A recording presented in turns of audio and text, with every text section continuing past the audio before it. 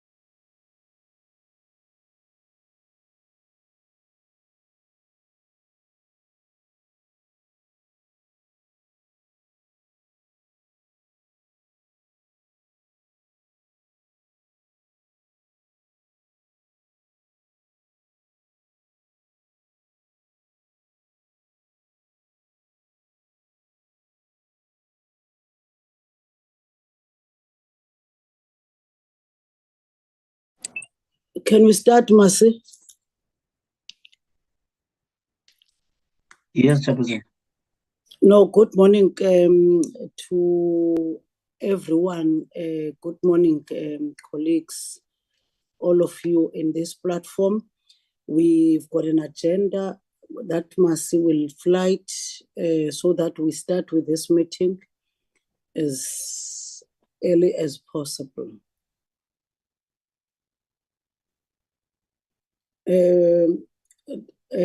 Honorable members, this is the agenda.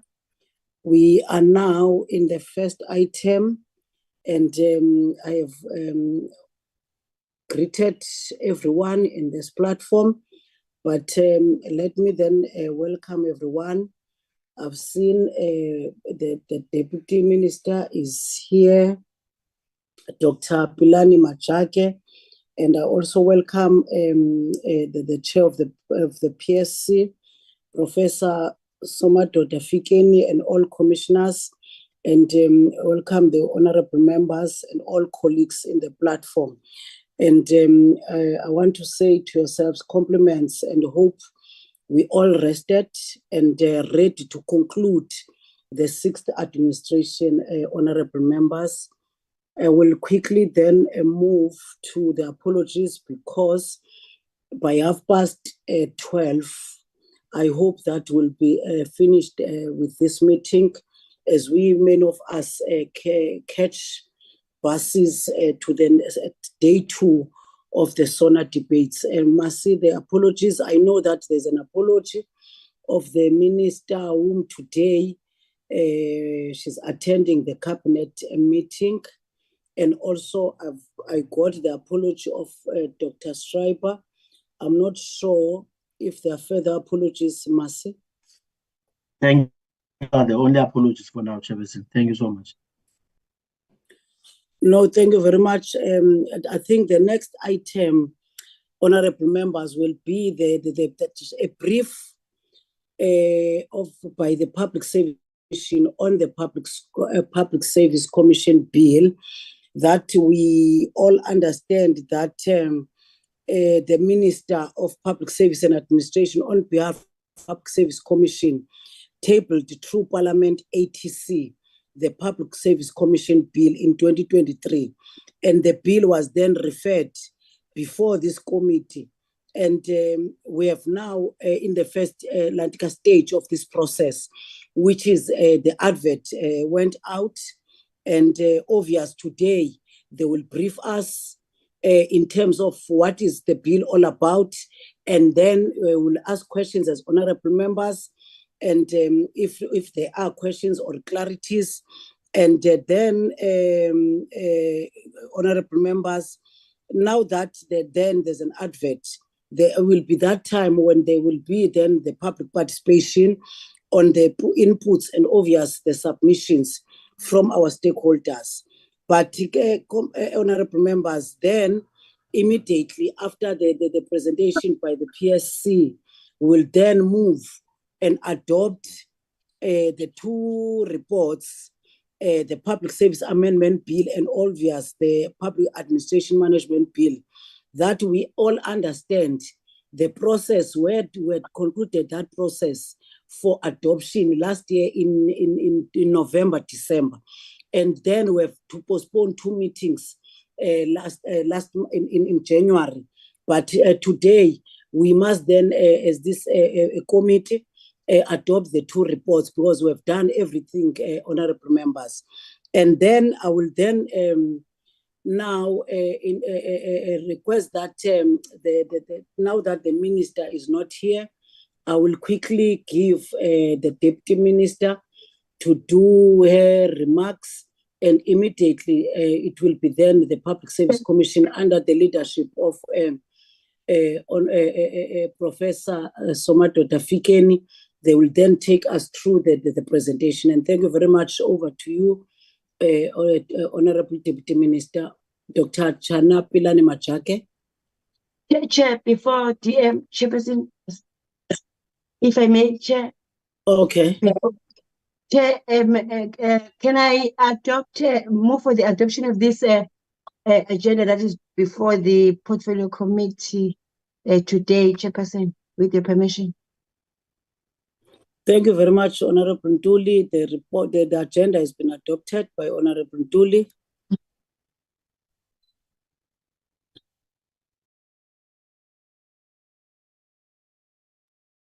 Thank you, Chairperson.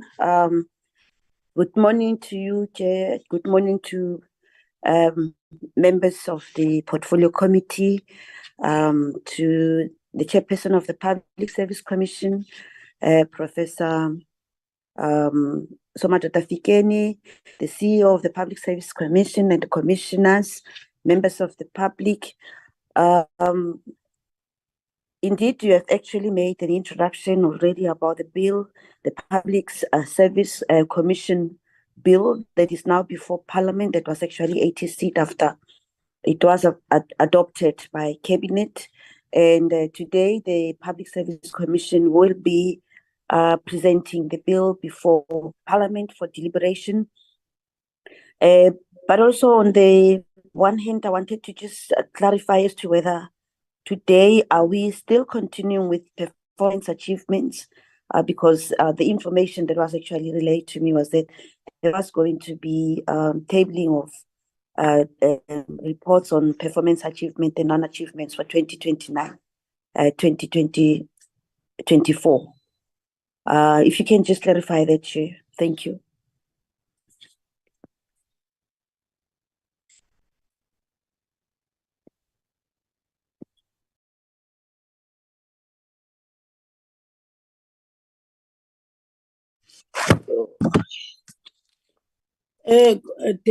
Honorable Deputy Minister, that agenda item is next week meeting, not today. Today, you are only dealing with the briefing by the PSC on the PSC bill. We adopt and consider the two bills. That we should have done that in the previous meetings in January and obvious in December.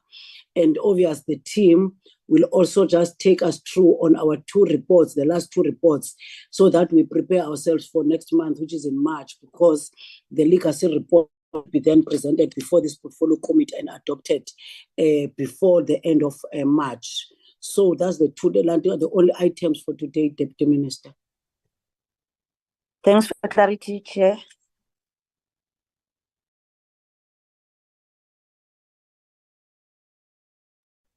I can't hear you, Deputy Minister. No, I said thank you for the clarification, Chair. You may proceed. Yes, we can proceed. Okay, yes. No, which means thank you so much, Deputy Minister. Now the floor is yours, PSC. Thank you very much, Chairperson and honorable members of the Portfolio Committee. And I recognize our Deputy Minister of the Department of Public Service and Administration and her team.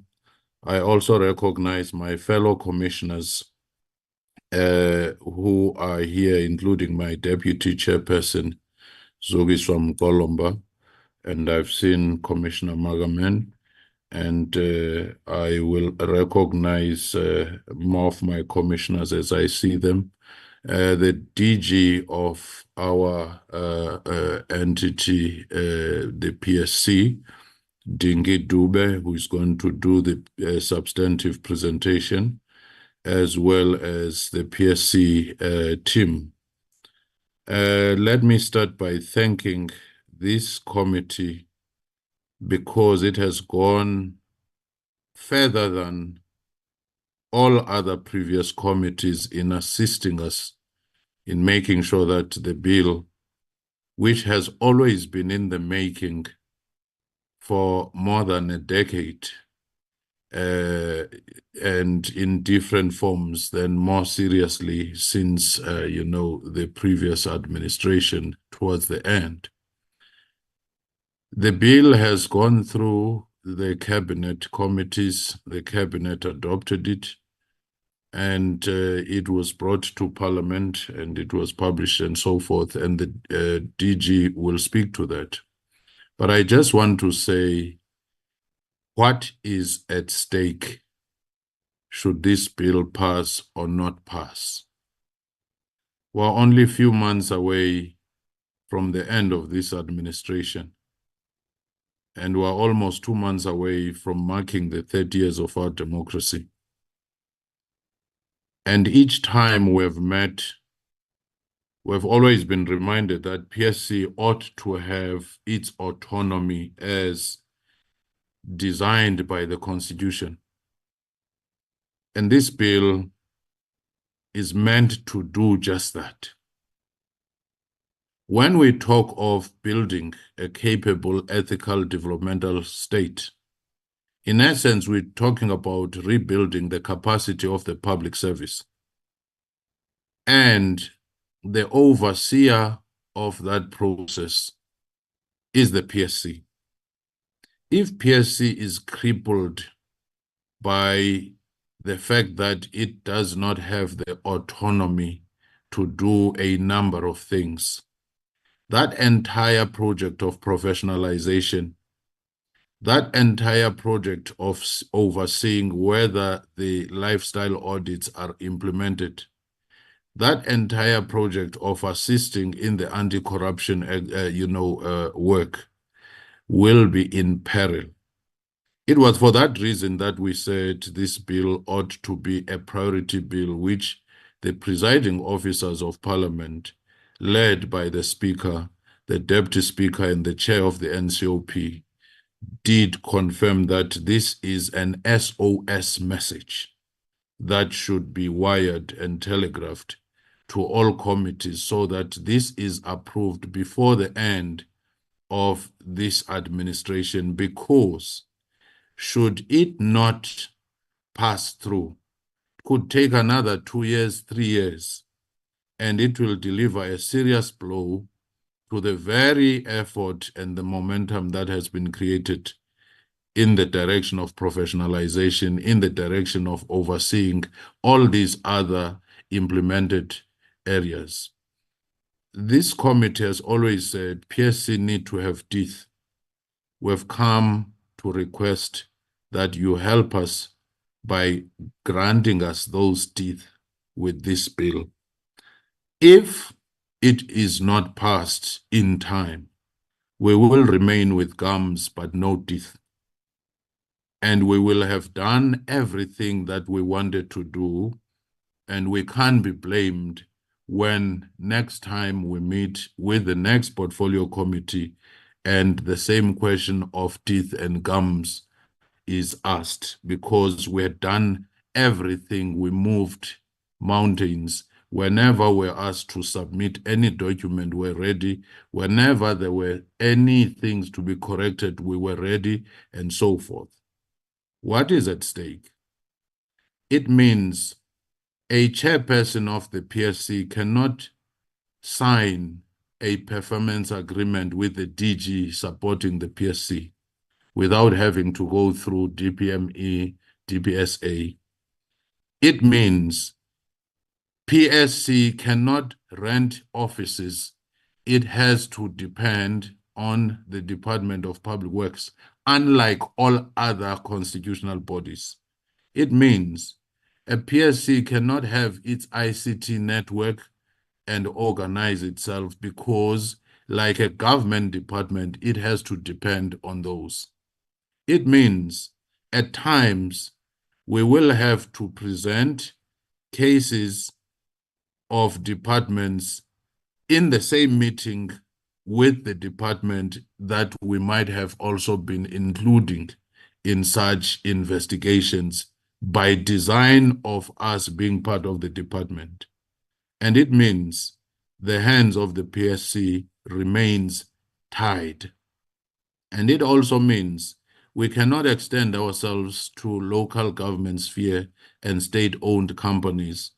And as such, we will remain, and it will be a serious blow and a reversal, taking us back maybe a few years if this was not treated as a serious, urgent bill to pass. And I end, as I give to the DG, by saying, the sum total experience of 63 million South Africans and residents in the country, how they experience democracy and the quality of democracy on daily basis. It's not through what judges do. It's not through what ministers do. It's not through what even Parliament can do. It is through what ordinary public servants do. So if we work together to strengthen the hand of that public service through all these reforms being introduced and through the oversight body of the PSC being strengthened, then that quality will improve. But if it remains weak, it doesn't matter what grand policies or dreams or wishes could be there, the quality of life will remain where it is. So I want to give over to the DG by saying the stakes are very high in making sure that the ecosystem of oversight of public service is at stake here more than any other bill, because this is the only entity that was given the overall role to oversee, to advise on policies and everything else. But again, we thank you because we've kicked this ball up to this point, working with this committee. We would not have reached this point without you being there. We also thank the minister because she has been very practical together with her team in making sure that we come this far. Thank you. I'll ask the DG now to present. Thank you very much, Chairperson. Good morning, Deputy Minister, members of the committee, as well as our commissioners and colleagues. The presentation we are going to give today is structured in this manner. The Chairperson has already provided an overview, members. So, Chair, with your permission, I would want to not spend too much time on the slide. Suffice to say that the PSC is the Chapter 10 body, as we all know. We have the powers in terms of Section 196 to conduct investigation, to monitor and evaluate, as well as in regards to the Public Service Commission Act to conduct inspections. But as the Chairperson has already alluded to, the Public Service Commission is currently the only constitutional body that does not have its own independent secretariat to provide support. The Office of the Public Service Commission as a national government department is the one that is currently entrusted with that responsibility of supporting the Commission.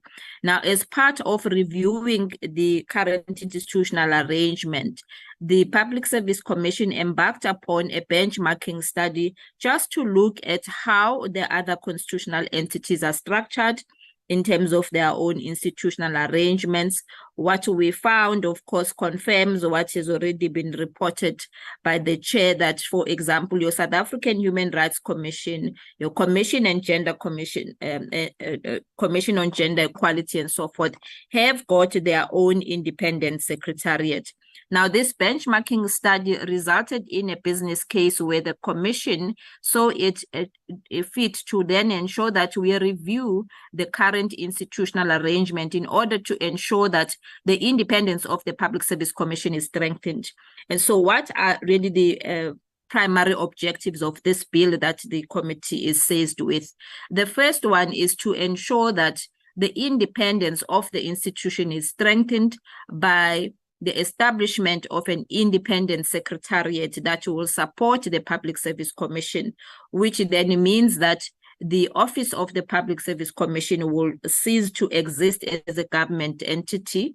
The employees that are currently servicing in the OPSC will then, as per the transitional arrangements in the bill, will then be transferred into that new institutional framework.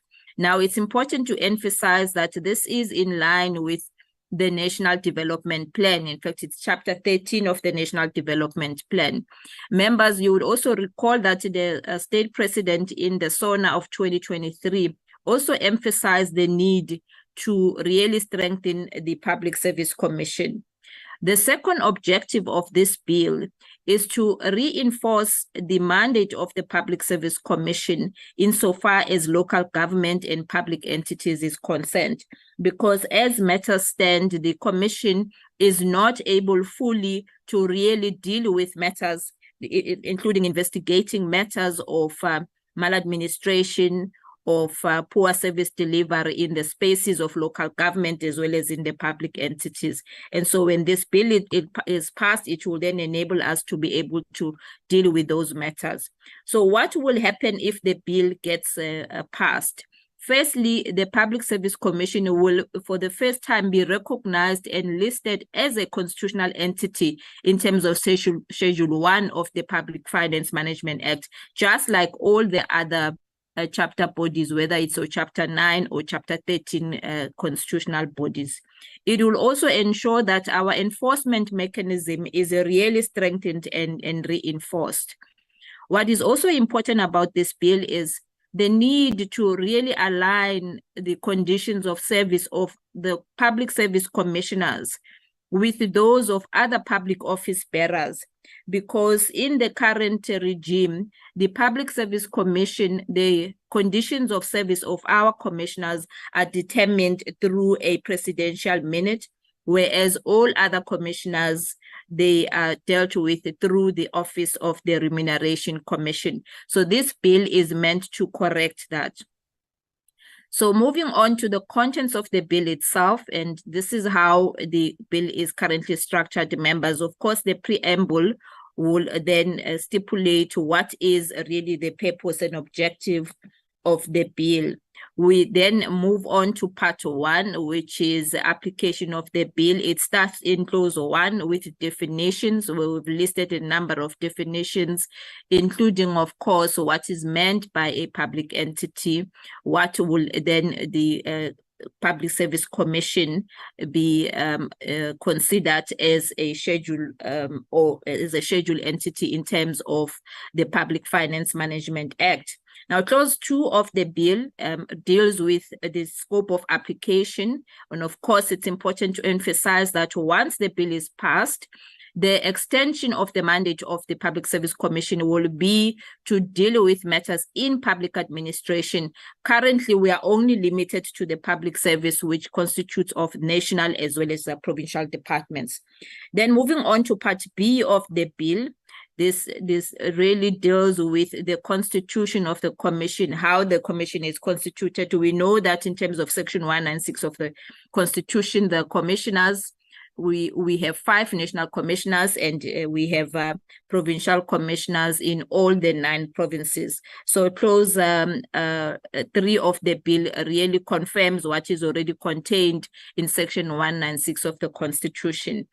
An important development, members, which is really what the bill introduces, is the appointment process of commissioners, the criteria to determine who is eligible to become a commissioner has been strengthened in this current bill, because in the Constitution, all that is required is that you need to be male, female, South African, and a person who then is determined to be fit and proper.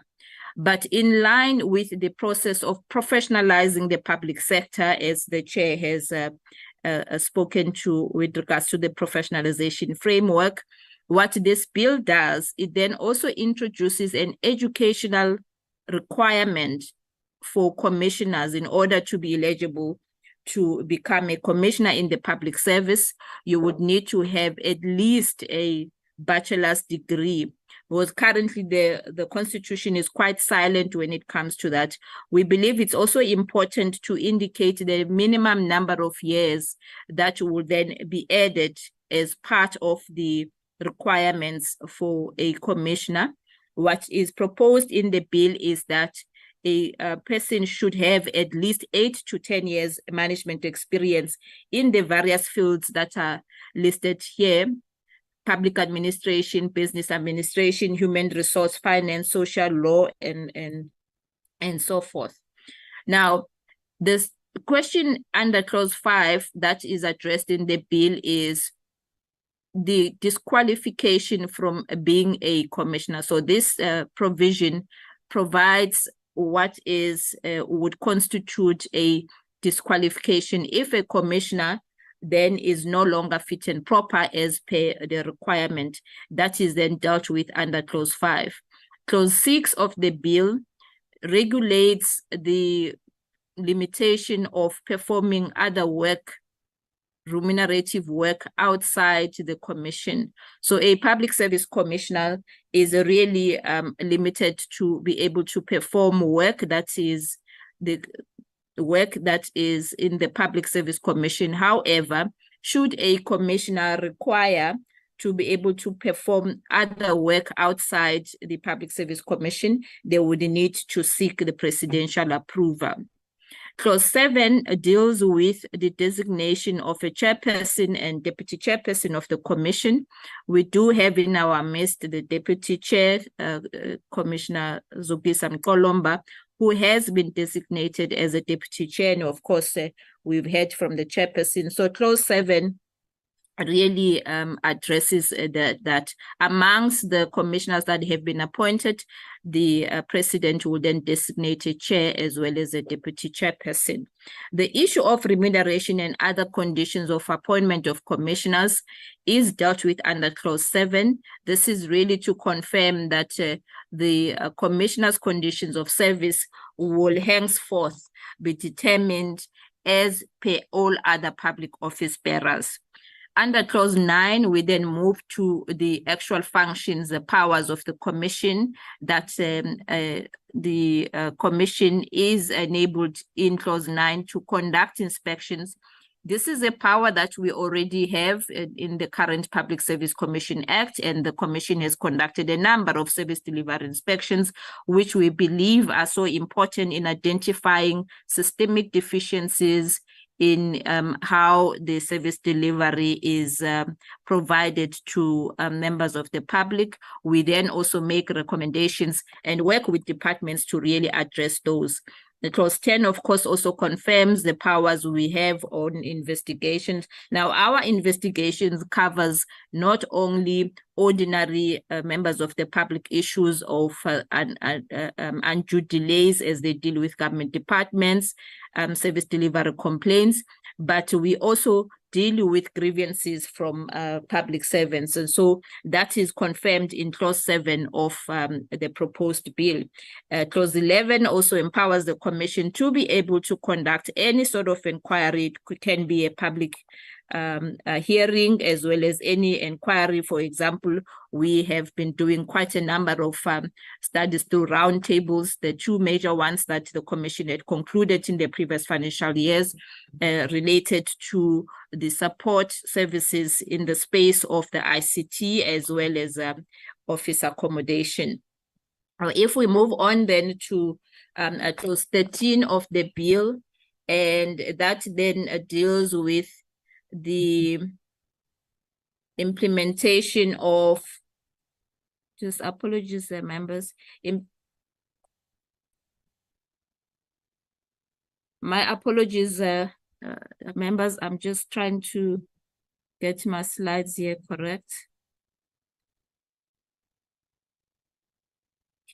So clause 13 of the bill deals with the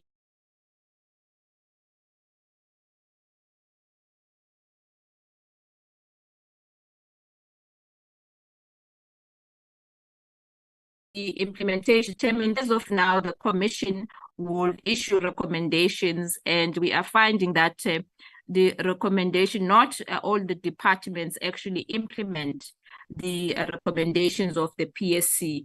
And so through the introduction of this bill, we want to strengthen that process to ensure that when the relevant executive authority minister of a particular department is provided with the recommendations, that they are able to implement as per the directive of the commission within the timelines that are provided, and the commission will also be able to monitor implementation thereof. Clause 14, of course, affirms the independence and impartiality of the Public Service Commission and the importance of our commissioners as well as the OPSC, the team that is supporting commissioners, to conduct their work without fear or favor or no prejudice. Clause 15 of the bill prohibits any obstruction or interference of the work of the Commission. We are introducing a regime similar to that of the Public Protector, where if there is any obstruction or hindrance of the work of the Commission, a person may be liable to pay a penalty. The Commission will also be entitled, depending really on the merit of the case, the Commission may also be entitled to open a case for a contempt of the Commission with the South African Police Service. This is not a new phenomena. It's, as I said, is already exists with the Public Protector. So we already borrowed that provision in the Public Protectors Act. Now, Part C deals with now the establishment of this independent secretariat of the Commission that we have spoken about. That is regulated under Clause 16 of the bill. With regards to the finding, the finance of the Commission, that is under Part B. Of course, the Commission will continue to be funded under the fiscus. The Auditor General will continue to auditing the books of the Public Service Commission. So with regards to that, the current system will continue, as we are already subject to the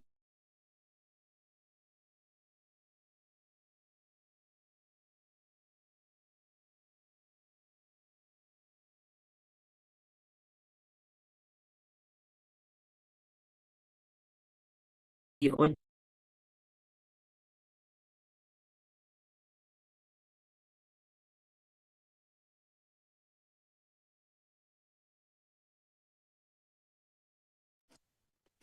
Ms. Dube, we can't hear you, except I've got a problem with my own gadget.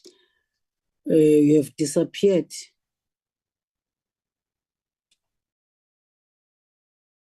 Sorry for that, Chairperson. Let me just check what would be happening. And if Siasanga is connected well, you can just finish the presentation whilst I'm checking.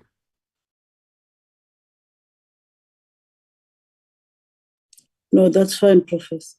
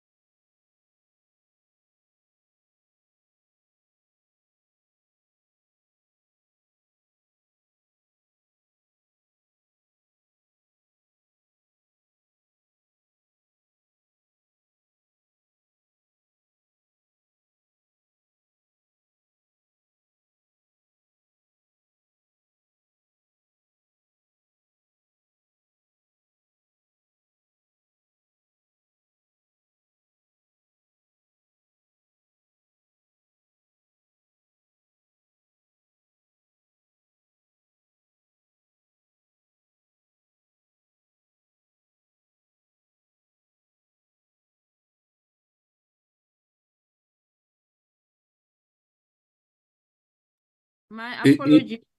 I'm back in the meeting. I'm not sure if members can hear me. I got disconnected. I'm not sure what happened to our network, but I'm back in the meeting now. Can I proceed, Chair? Yes, you can proceed. Yes. And try to finalize. Thank you. Thank you very much, Chairperson. So I was just about to finish on the provisions of the bill itself, Clause 21, that really deals with the process of repeal and amendment in the future if needs be. We've already touched on the transitional provisions for the bill, and that is dealt with on Clause 22, and Clause 23 really is about the title and short title for the bill. The progress update, the chair has already spoken about in his opening remarks, but perhaps we can end off the presentation by confirming members that yes, indeed, the closing date for public comment as published is on the 16th of February. And we do hope that the committee will assist in ensuring that we are able to get the bill across the finish line, as the chair has said. Thank you very much, Chairperson. That concludes the presentation. Again, my apologies for the disconnection. I'm not quite sure what happened there. Thank you. No, thank you very much, Ms. Dube. Honorable members, we can deliberate on the briefing by the PSC. I'm gonna now take hands, honorable members, if there are hands from yourselves for comments or clarities or questions.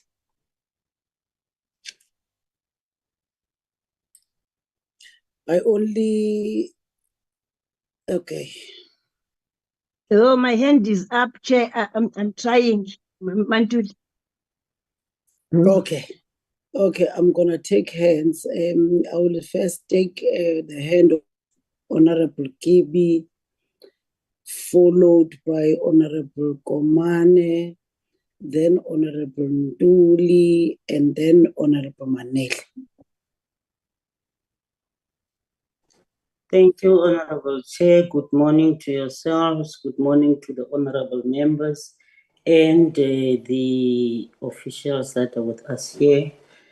Honorable Chair, I just want to really appreciate and welcome the presentation by the department, because I think, and also the input by the chairperson, one is quite comfortable to hear that really what we were trying to achieve here in terms of the bill itself is really assisting them to be able to do their work.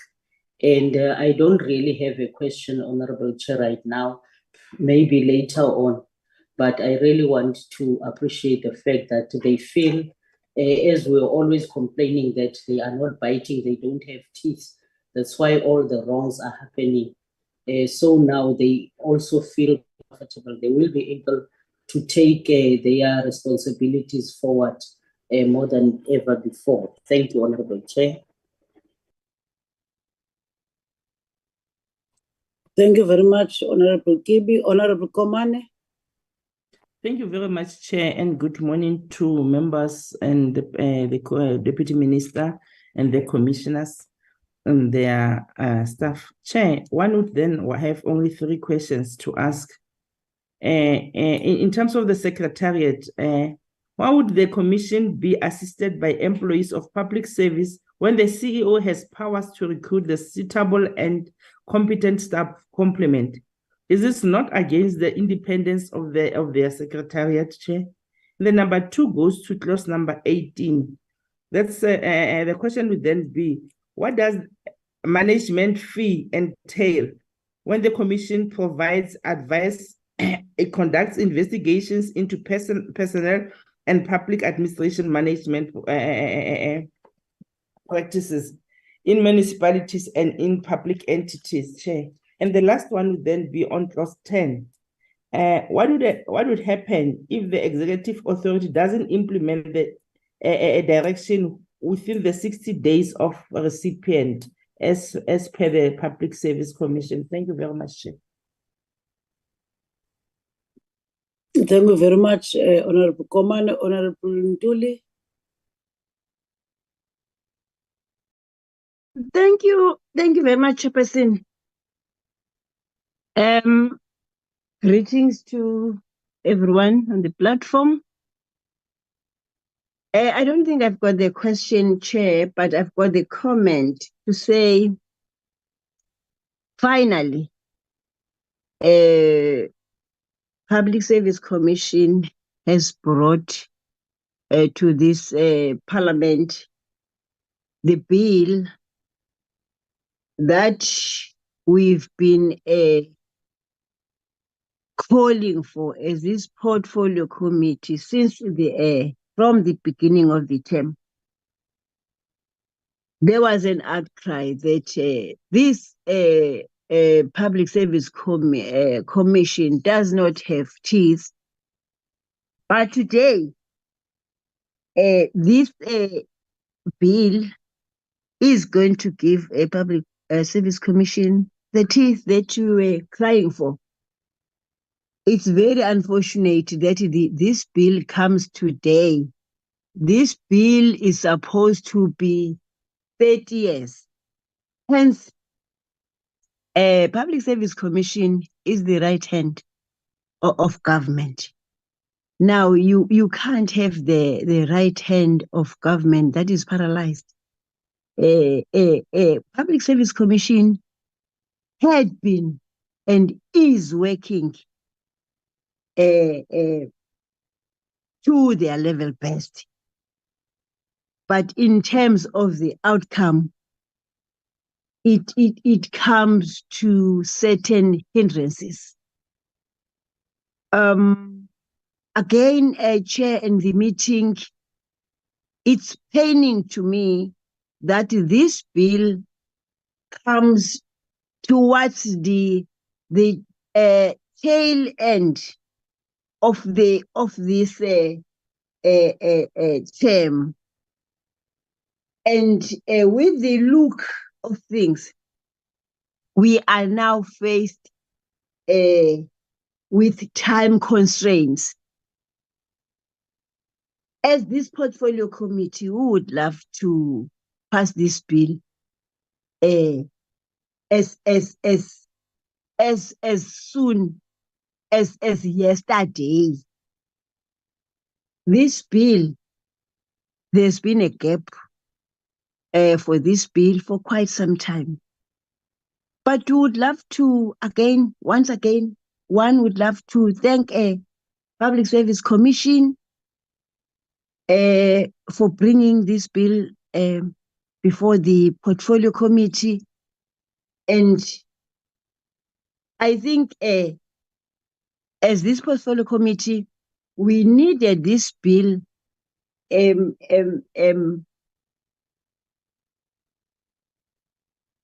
as I've indicated earlier on, to say it was supposed to be 30 years.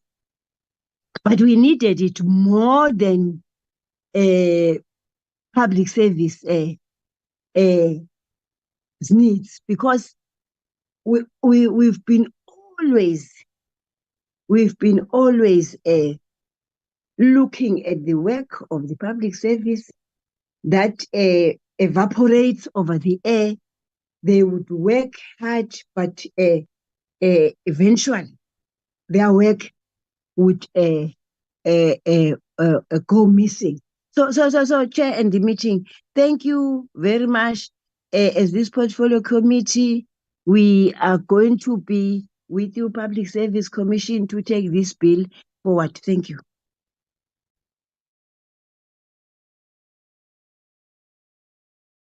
Thank you very much, Honorable Nduli, Honorable Maneli.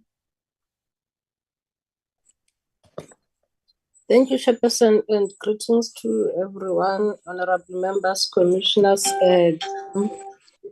and everybody on the platform. Chair, I think as well in welcoming the presentation of the bill, one probably would like to have one or two questions around the bill as presented.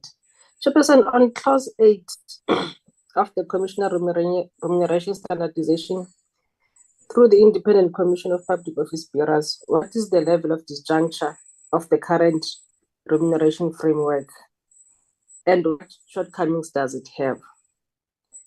Also, Chair, on clause 11, it focuses on inquiries by the Commission and the authority to use summons, subpoenas, and fines. Therefore, I would like to know as to what capacity is required to effectively undertake inquiries relative to the current authority of the Commission, and what circumstances will require the PSC to undertake inquiries Thank you, Chairperson. Thank you very much, Honorable Maneli. I don't see further hands, but let me, just before I give the PSC, agree with all the honorable members that yes, the bill seeks to develop a legislative framework that regulate the PSC as a Chapter 10 institution, which is it seeks to strengthen its independence. And obvious, also the legislation that seeks to enhance the functioning and the implementation of their constitutional mandate.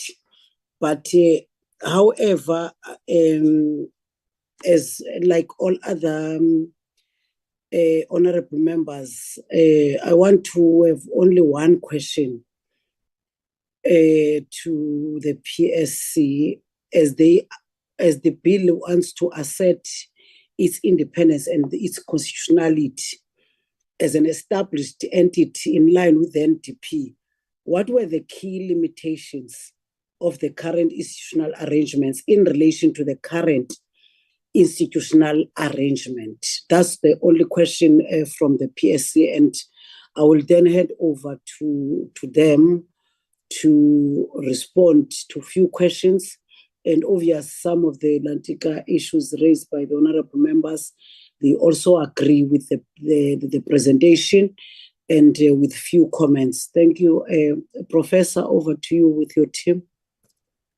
Thank you very much for those positive complimentary remarks on the bill itself, and also recognizing that Commissioner Bacchus is also in our platform as a commissioner of the PSC. What are the current limitations? The current limitations come in many forms. We can't have the DG all to ourselves as the PSC, because as a government department, there are structured arrangements of things she has to fulfill as a DG, which sometimes have nothing to do with the PSC. In other words, you go to meetings of DG's FOSAD, she has to be there. Now think of it. She has to be sitting there at FOSAD with DGs. Some of the DGs could be under the investigation by the very same PSC. Thanks that she might be an ethical person. Imagine in future, you have a person who will go to that forum to make deals on how not to investigate, how to blunt whatever PSC is trying to do. Hence, AG is not seated there. Human Rights Commission is not seated there because you must have a critical distance. When you want to say, DG, let's sign a performance agreement, these are the things you have to do as per the Constitution, which says you are the Secretariat supporting the PSC. The format of a DG's performance agreement doesn't allow for the prominence of PSC. Right now, we have been discussing with the minister, or MPSA, as well as DPME. We couldn't file that particular contract because it was simply saying what the Constitution says. Primarily DG support the PSC Commission. Then the other things, there are many other things that we would be doing, but because we're supported by a government department, it has to go via government, department, and at times it takes time. So it's not having the same independence as all other Chapter 9, Chapter 13 institutions. So that is one of the key elements of that. And again, in as far as the remuneration is concerned, if a commissioner today starts with a chief director, they're employed. Chief director will see pay progression and many other things go up several notches, and that commissioner will remain way below. So in the graph, the line for the chief director goes up and up and up. And I have not even spoken to several other things which other, entities may actually be enjoying. But just having that independent commission on remuneration to look at the PSC like all other independent entities. Because right now, we have to wait and at times wait for whatever has come for public servants and so on. So in the main, you do have some of those constraints of not being independent. Even now in our offices, the reason I'm connecting from home, our offices are always having network problems. Imagine when you are hosting anti-corruption networks for the country, having taken even those ones which were, in the presidency to us, having those problems. We can't go outside to just procure and get the service we need. We need to wait in queue with all other departments. Whereas other entities, your AG, your Human Rights Commission can go straight, and it is even cheaper at times. The turnaround time is quicker. So those are some of the things in a nutshell that are blunting the capability of the PSC to do what it wants to do. Even in the recruitment of the DG, which is the secretariat of the PSC, only the chairperson will sit there, maybe 2 ministers and another DG sits, which means the very entity that is to be serviced becomes a minority and has less say in the very appointment of a CEO who's supposed to support it.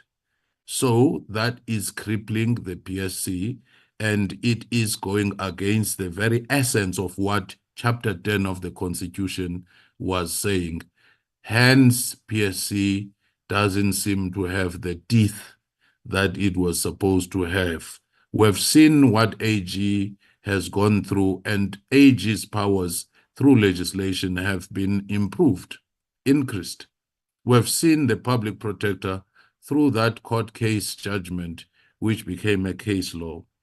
Its powers were improved. And we are looking at the same if we are to say that public service is the most important thing to implement policies, is the most important thing to fight corruption, is the most important thing to deliver services, and is the most important thing as an institutional memory from one administration to the next one. And it is the critical catalyst for any professionalization of public service. So if ever this bill was deferred to 2029, then we must know we have deferred broadly that watchdog for public service, that key role player in the implementation of professionalization of public service. So it's not just about PSC now, and it's not even about commissioners now. We will come and go, but we're trying to breathe life to what the framers of our constitution had in mind, that which has been deferred for so long. I'm sure DG or fellow commissioners may add on some of the questions that were raised. Thank you.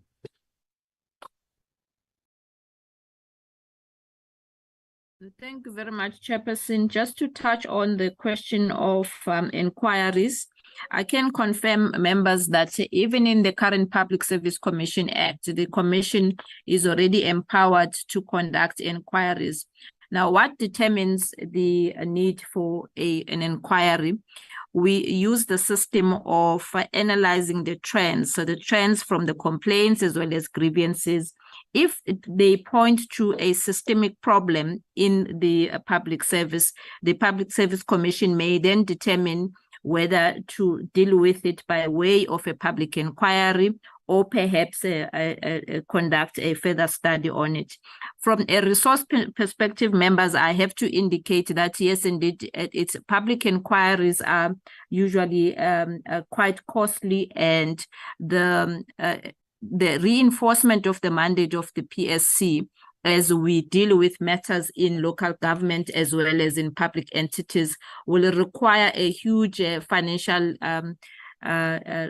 investment to ensure that at least the PSC is capacitated to be able to deal with those matters, especially because we know from the reports from the Auditor General on the status of governance issues in those spaces. So from a resource perspective, the Commission will then determine at that stage whether or not we have sufficient resources to address the matter by way of a public inquiry, or perhaps another intervention will be determined. But what is important about the bill is that it does at least allow us the power to be able to do so. And hopefully, if the bill is passed and we are able to get additional funding, you will begin to see much more of these public hearings that we believe will be quite impactful, because they will be addressing systemic matters in the public service.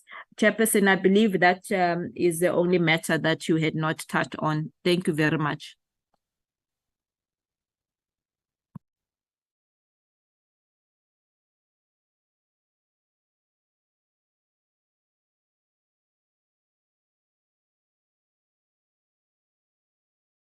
Yes, Chairperson, those are our responses. No, thank you very much, Professor, and thank you very much for your responses as the PSC.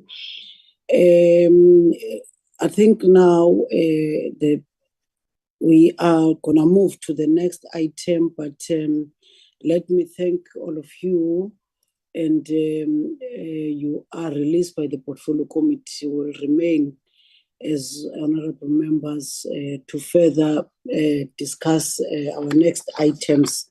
But thank you very much to all of you. And I think honorable members have also agreed that there is a need for this bill to be processed. But obviously, looking at our time, we're left with almost a month to conclude our administration, but obviously we'll always communicate with the PSC in terms of a further processing. But thank you very much for today, and you can be released so that we move to our next item, which is Masi. Mr. Mwebe and Biela will then take us through on the two bills so that we consider and adopt them as this Portfolio Committee. Thank you very much, Professor. Thank you, Chairperson. Thank you, honorable members. And we wish you all the best as you try to inject magic into the time and speed of this bill. Thank you. Thank you, Chairperson. Thank you.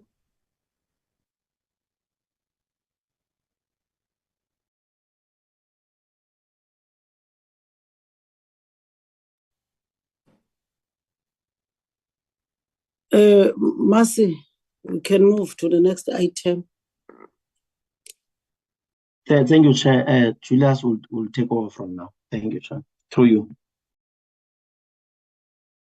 Good morning, Chairperson. Good morning, honorable members and colleagues who are on the platform.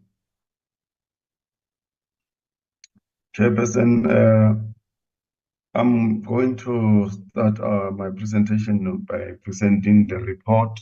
I believe members, they still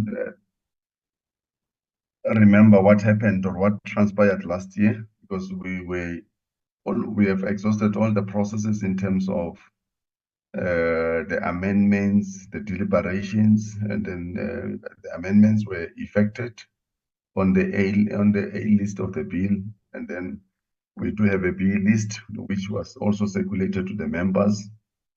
So if I still remember, Chair, we're supposed to adopt these reports on the 29th of November 2023. Then unfortunately that meeting was didn't go through. So Chair, this is just to represent the report. I believe members have gone through. I'm just starting the report with the draft report of the portfolio committee on public administration, on the Public Administration Management Amendment Bill, B10 2023. So members will just indicate if, like it's a standard practice, that we just go page by page, Honorable Chair, and members will then indicate if there's anything that they would like to correct on the report. Chairperson, this is just a page one where it just reflects the background and the referral by the speaker.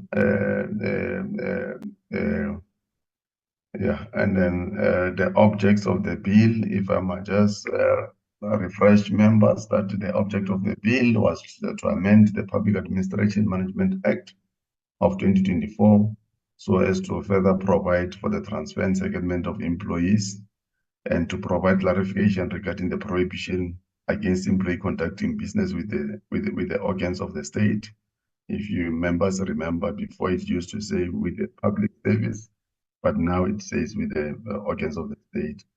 And then secondly, the third one was to provide for the National School of Government to be constituted as a national department. And then the next one was to provide for the removal of employment disparities across the public administration. And then the fifth one was to provide for coordination of the mandating process for collective bargaining in the public administration. And then to amend the schedule so as to effect certain consequential amendments and to provide for matters connected therewith. So, Chair, this is just a process, parliamentary process that the committee undertook, where we highlighted that we have advertised, and then these are a number of institutions and individuals that have submitted their inputs. And then the committee on the 13th, then we received the written submissions, and then we also held the physical public hearings in Parliament, as we know that we are still on virtual, honorable members and chairperson. So that's just to highlight that. And then,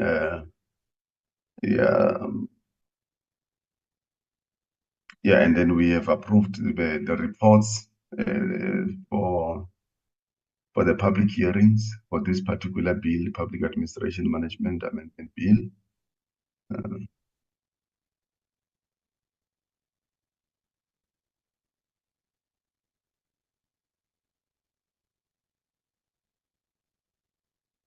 Okay, on page 3, Honorable Chairperson. Yeah, on page 3, Chair, we have just on 3.6, we have left this particular item. Normally, the political parties would like to express it, but if we don't have any political parties that would like to express any views with regard to the Public Administration Management Amendment Bill, then we'll just have to do away with 3.6. Or no, just only this sentence. The following political parties express their views. So if there's nothing, then we'll do, but that will be done after I'm done with the report. So then, in what the committee recommends is that the Portfolio Committee on Public Service and Administration recommends that the House adopts the report and approve the second reading of the Public Administration Management Amendment Bill B10 B of 2023. Thank you, Chairperson.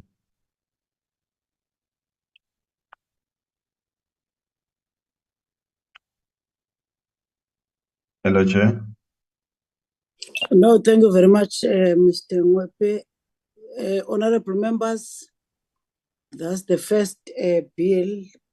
May I take hands? Oh, there's a hand of Tanya Halson. Good morning, everyone. I'm new to the committee, so thank you all for accepting me on the committee. So the meeting of the 29th of November, as I remember, did not happen. So I have a question regarding the B list, especially the in the B10B section 8. Is this amendment not creating a loophole for employees to do business with government, especially the insertion of subsection 4, the number 4? Okay, and then on the my thoughts on the National School of Government is I just actually have questions on that. What capacities does the NSG have to implement this section, and what accreditation do they have, and how is it acquired? Further to that, the DA will reserve our position on these bills. Thank you very much.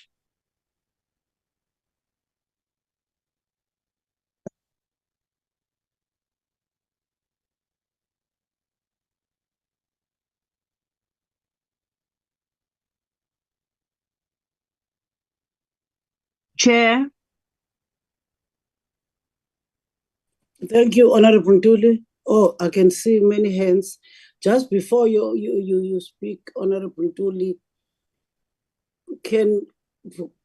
why must we have not been told of the new DA honorable member? Because I didn't get any indication that there's a new member from the DA. Hi, Chair. Can we speak about that on the side, Chair? Because I do believe that I can send out an email alerting members, but she's not on the WhatsApp group, but she is in the email of the committee. But we can take it on the side, Chair. Thank you so much. And then Esma Kabeni.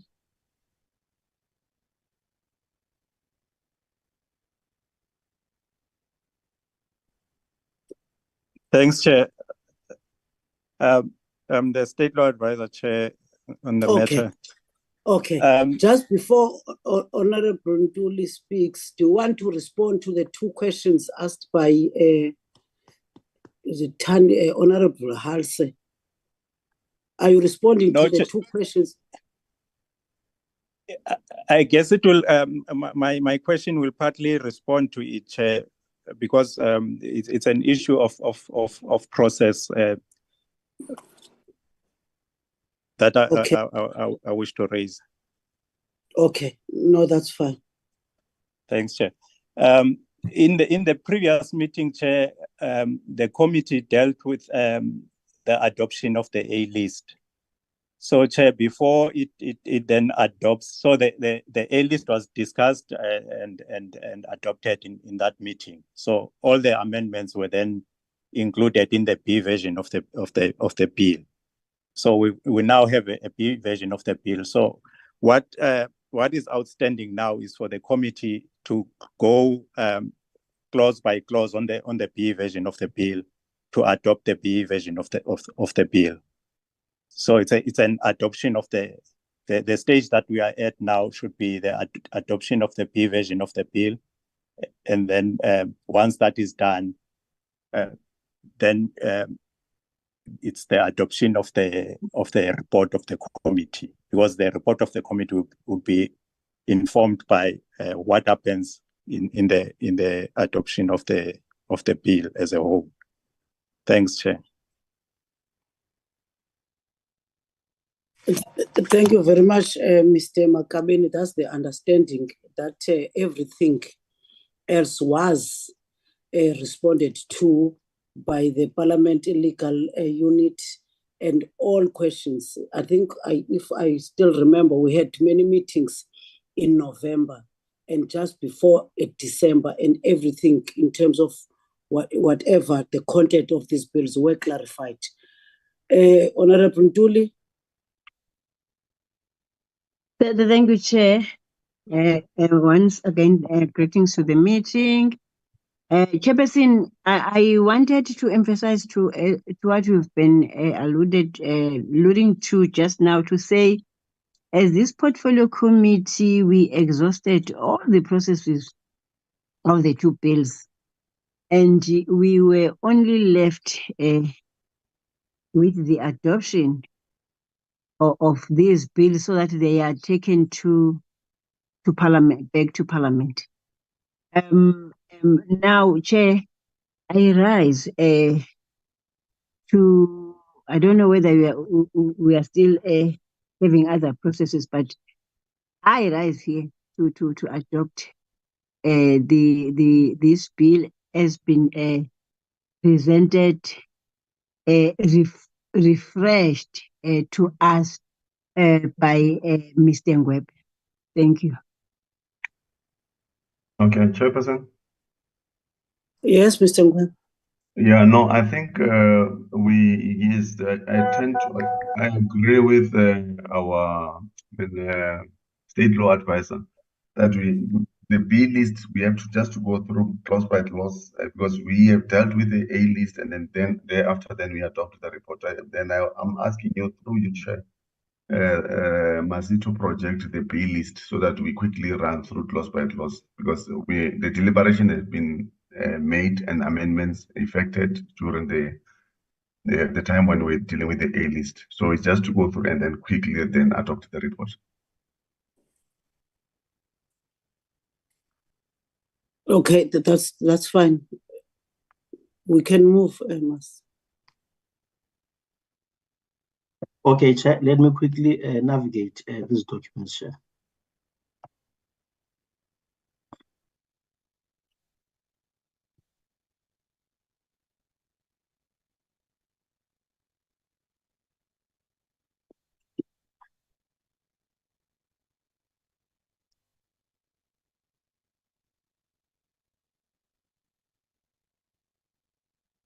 Can honorable members see the bill list of the Parma bill?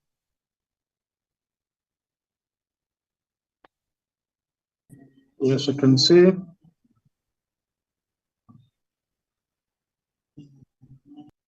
So, Chair, guided by you, I think then Julius will talk to the document on his side, of course, through you, Chair.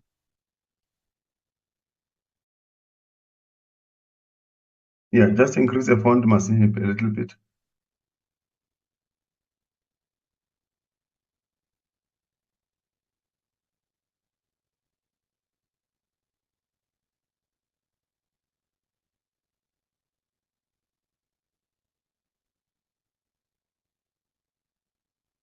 Can you see it? Yeah, no, I'll just go. I think Masi, just go. Let's do this. Just go page by page. You can run that through you, then members, if they. But just to highlight, if there anything that we would still remember, then we'll just highlight that here we have made the changes based on the previous previous discussion that we had with that the committee had on this bill. Okay.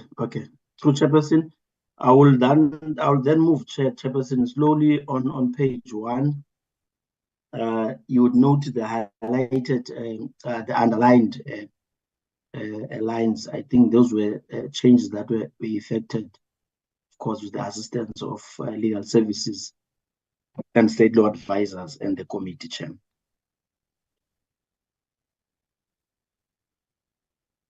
Page 2.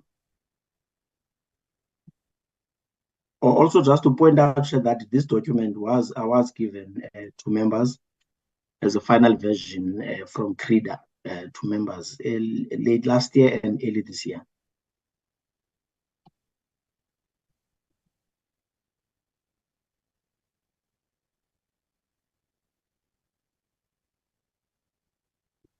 Six.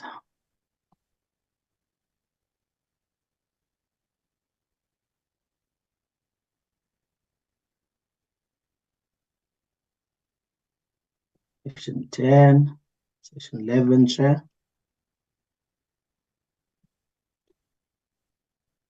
Section 12, 13 and 14.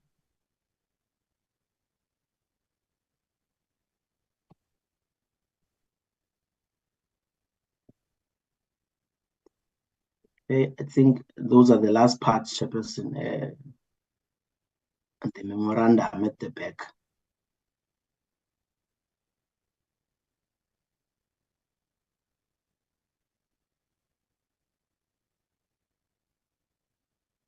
Thank you, Chair.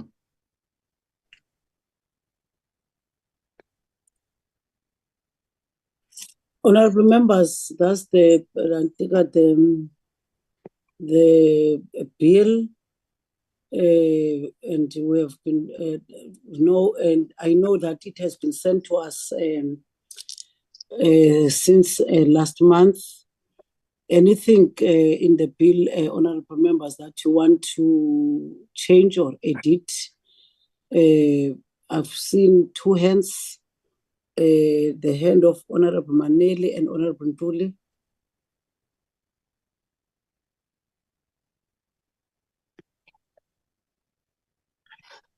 Thank you, Chairperson. I think earlier on, Honorable Ntuli has proposed that we adopt this bill listing of the bill. I will then second the earlier on a suggestion as by Honorable Ntuli, Comrade Chair, Honorable Chairperson, and second the adoption of the bill.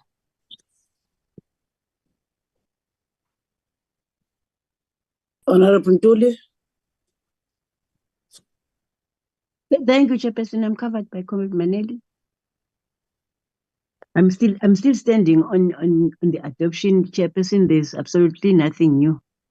That's what we've discussed on the journey of this bill. Thank you. The report, Palmer, have been adopted by Honorable Ntuli and seconded by Honorable Maneli. Any dissent views, comrades, honorable members? I'm sorry. There's no other hands except the reservation of the DA. Let's move to the next bill, Masi. Okay, Chair. Just to check with Julius, through you, Chair, of course. Do you want to flight the report, Julius, or we do the reports after? Because no, I after. Let me flight the bill list of PSA. Yes. Thank you.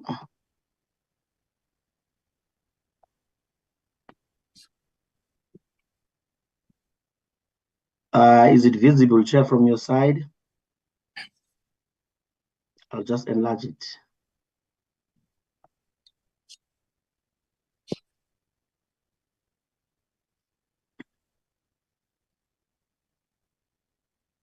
Can I proceed, Chair? Yes, Masi, we're in the PSA. Yes, thank you so much, Chair. This is the final version, P13B,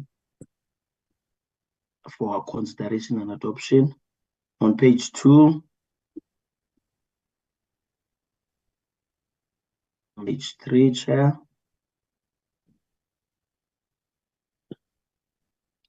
On page 4.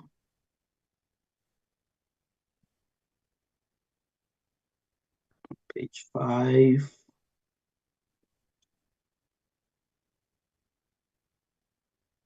Page 7.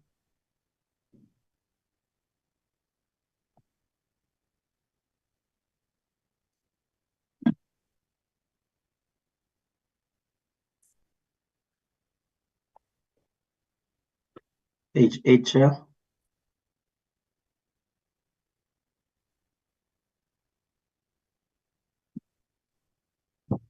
Page 10.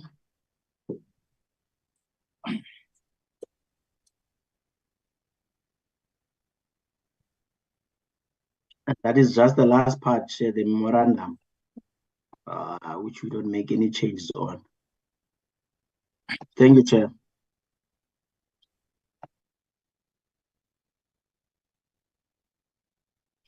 Thank you very much, Masi, and honorable members. There's a hand of Honorable Halse and then Honorable Ntuli. Thank you very much. Could we go back to page 5, please? I think that's where my question originated.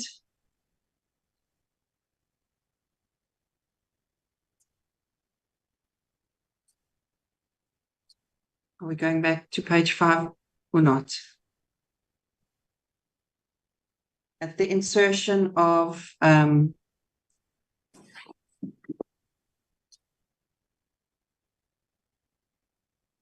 four.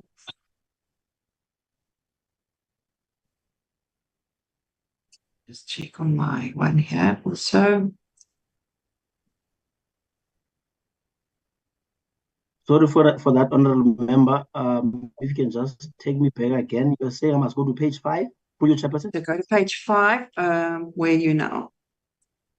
Yes. On page 6 now, page 5.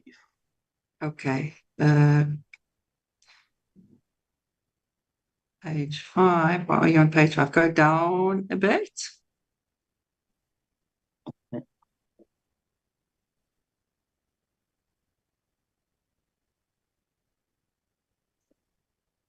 Is that fine, honorable members? Some more, please. I'm just trying to see. I think you went past it. Yeah, go. Keep going. Okay, maybe it was 6. Just keep going.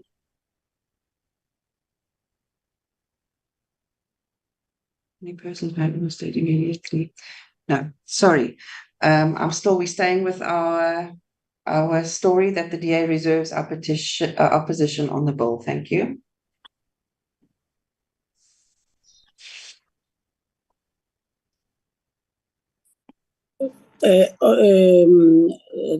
Thank you, Miss Honorable Hals, Honorable Ntuli and Honorable Kibi. Thank you, Honorable Chairperson. Again, Chair, on this bill, we did exhaust all the processes, and today, for me, is to adopt it. And so, I rise to adopt this bill. Thank you, Thank you, Chair.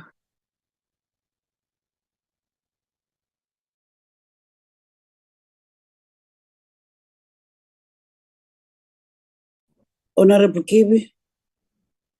Thank you, Honorable Chair. I second the move by Honorable Ntuli on the adoption of the bill. I thank you, Honorable Chair.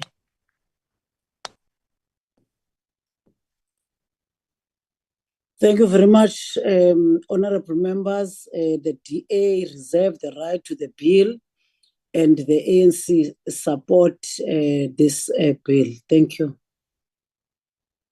Chair. Honorable Command.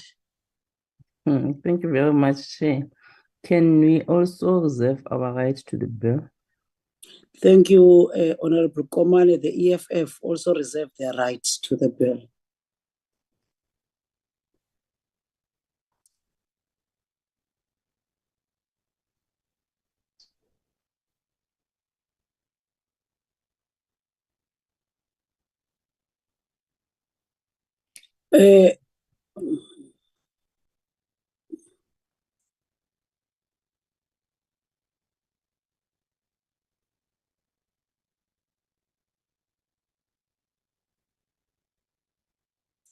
Can we move, Mr. Mwep? Yeah, no, thanks, Chair. I think we are done with both reports for the bills.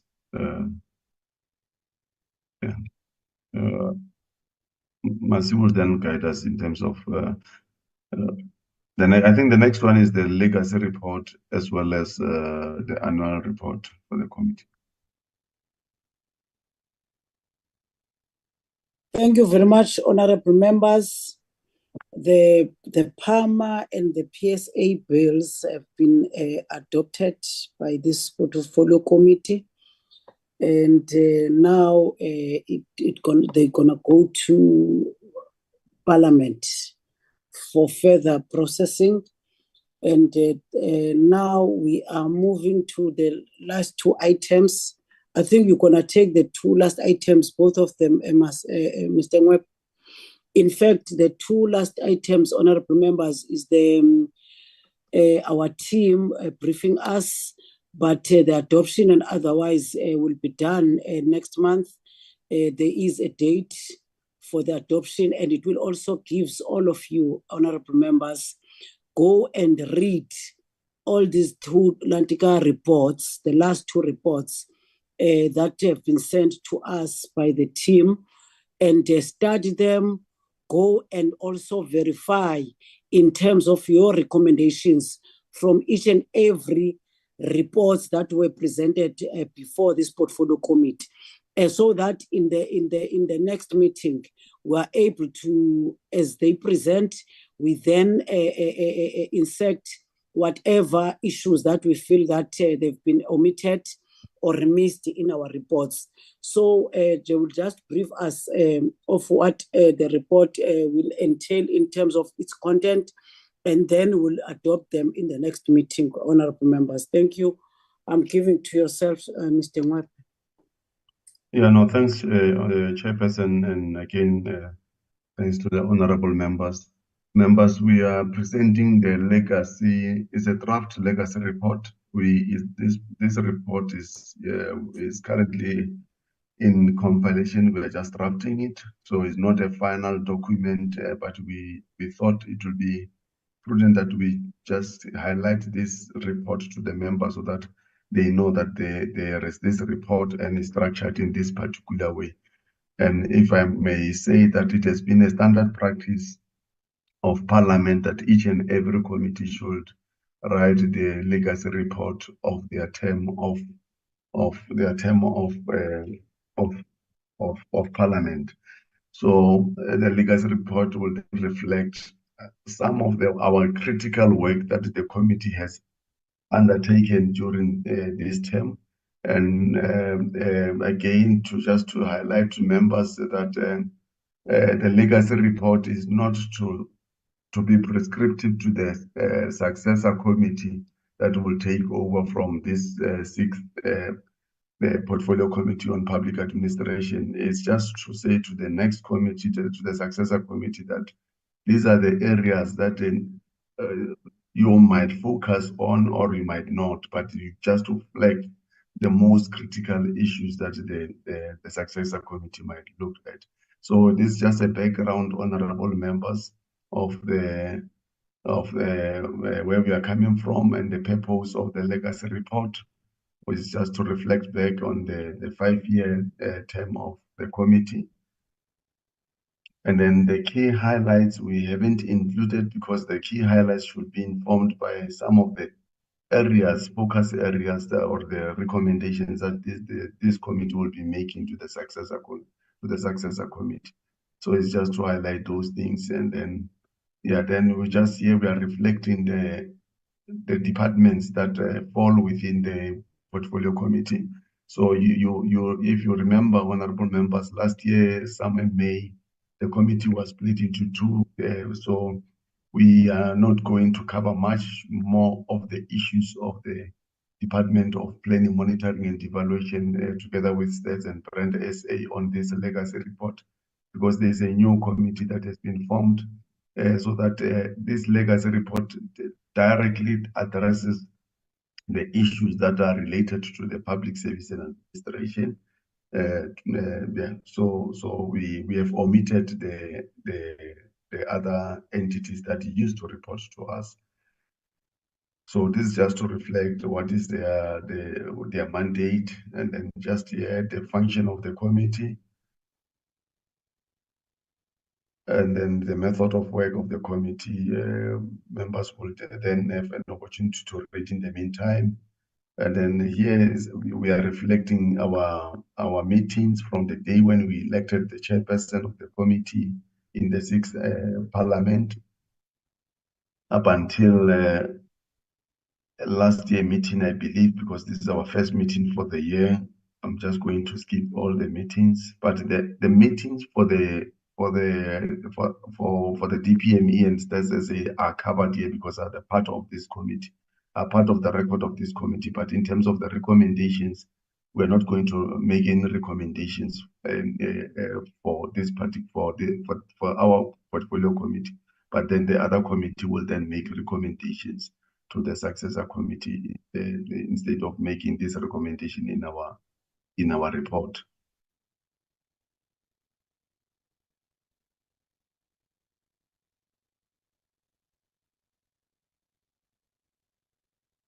Okay, this is just to highlight the meetings that the committee has held in the previous years. All in all, there are 132 meetings that the committee has, and then we had 3 legislation that we have processed and only 2 oversight undertaken. And then statutory appointments, we only had 2 for the Public Service Commission. Yeah, that's all. And then in terms of the members of the committees, then the members, we have tried to cover even the previous members that they've left the committee. Even the former chairperson name has been highlighted. Yeah, so those are the things. And then with regard to the stakeholders, so this format, honorable members, is the format that the parliament or the committee section has given to us. So it's standardized across all portfolio committees and including the select committees. And then the number of legislations, we have already touched on that one. Yes, just to indicate the objects of those legislations or the bills.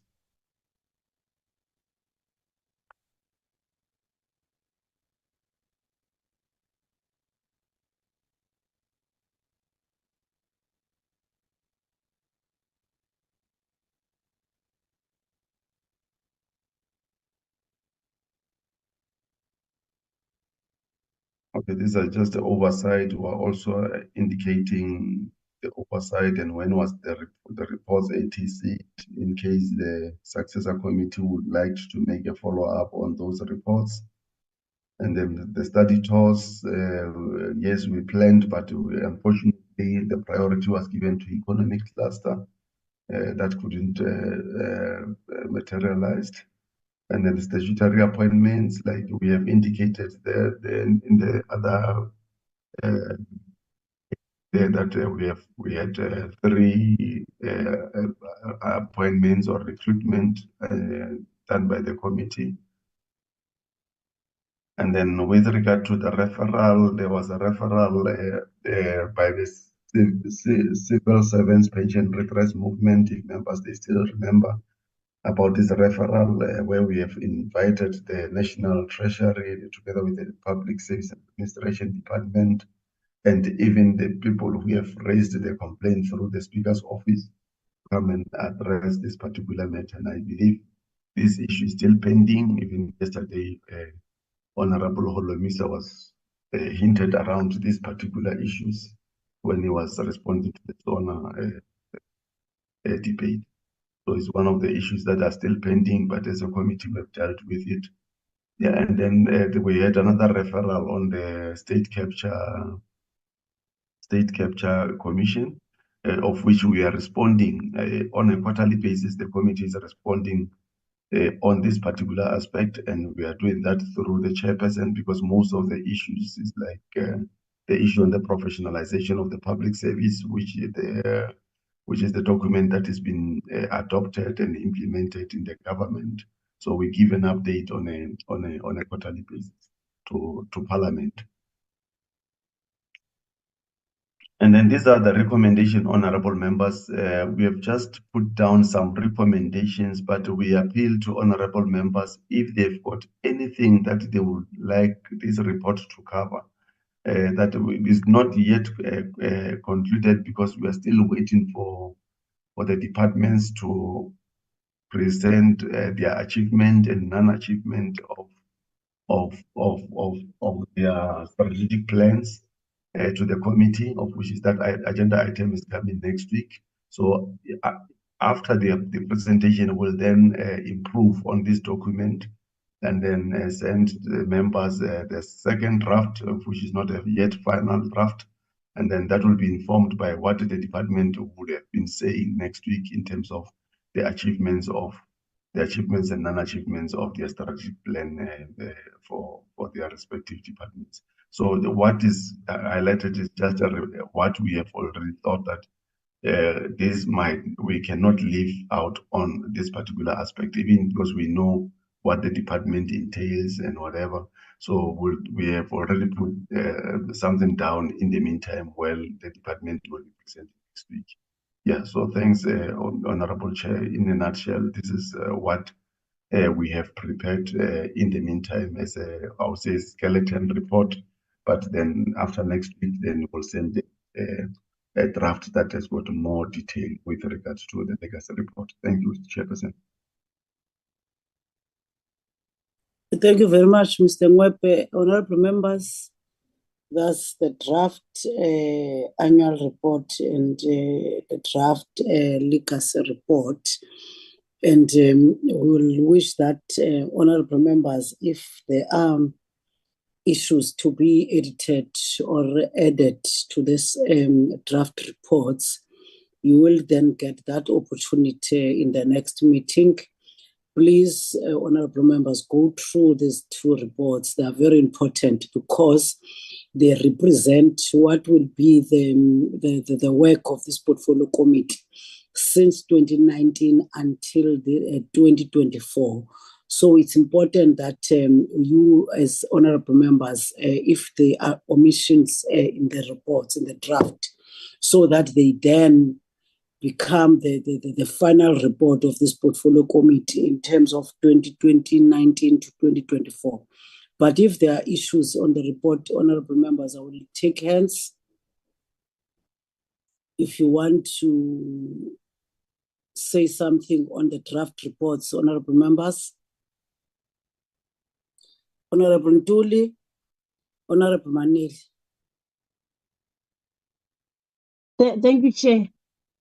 Chair, there's no question. We are still going to take these reports with us, but I wanted to thank the parliamentary staff for the work that they've done for us, and hoping that even the committee in the 7th term will find things in order as per the work that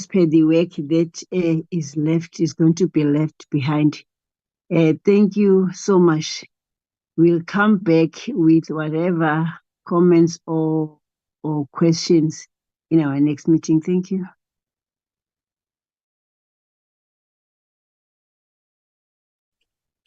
Thank you very much, Honorable Nduli, Honorable Maneli, then Honorable Kibi. Thank you, Chairperson. I don't necessarily have a question, Chair, but just to acknowledge and note the report as presented, and also undertaking to engage further on it when we're supposed to adopt the report, Chairperson. For now, it's just for noting. Thank you, Chair. Thank you, Honorable Manel. Honorable. Thank you, Honorable Chair. Let me also welcome the report, the draft report. Honorable Chair, I just wanted to also add to say to the team, they must also make sure that they keep tracking on the recommendations that are being made by the committee during its time, and also really emphasize on the temporary suspensions during our time, and also reflect on the work that we have been doing with other committees. That's it from my side, Honorable Chair. Thank you. Thank you very much, honorable members. If there's no other hands, and I believe Masi, Mr. Mwepe, and Mr. Biela, that was the last two draft reports. In terms of our items, I think those were the two last items for the day. Yes, Chair. Okay. No, thank you very much to the honorable members, and also thank you to our team as usual, they are always ready for in terms of the reports, and obvious we must thank them from time to time for being part of this committee and their work and the assistance, and in terms of making sure that we do our work with diligence and obvious. We deliver, as expected by the people of South Africa. It's this team that always makes sure that as this committee we're doing things right. And we want to thank them again that they are already ready in terms of our drafts reports as we then conclude our sixth administration. We're left with few months, honorable members, and we saw that we conclude, this sixth administration. But honorable members, thank you very much to all of you as well. I think we've adopted the two reports, the PAMA and the PSA. And now there will be a process that they will be then processed by the Parliament in terms of introducing these two bills before Parliament, and they have been adopted. And we note the reservations of the EFF and also the DA. But with those few words, honorable members, thank you very much to all of you, our team, yourselves, and obvious the legal team of Parliament that were assisting all of us in terms of making sure that these two bills they are concluded. And obvious now there's the last bill of the PSC that I know the PSC commissioners have also humbly requested that they will wish that the bill also, like all other bills, be presented before Parliament. I think, honorable members, we won't comment further on that, but hoping that the PSC also will be, the PSC bill at some point will reach Parliament, honorable members, so that we then give the PSC its constitutional independence. I understand that they are very passionate about given by Parliament its independence. But however, honorable members, the meeting of next week, so we deal with what has been asked by the Deputy Minister. The department's achievement, it will be on Tuesday, not Wednesday, because Wednesday is budget and all other business of Parliament.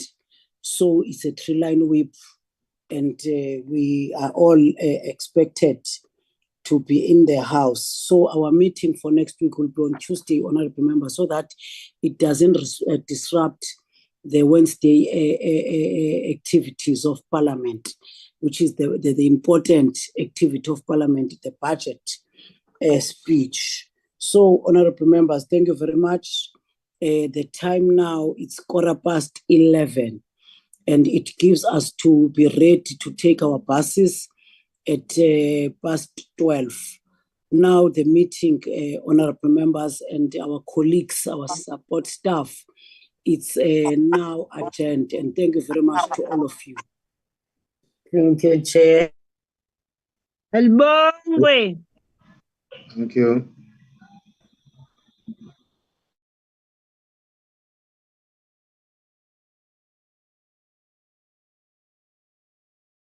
Recording stopped.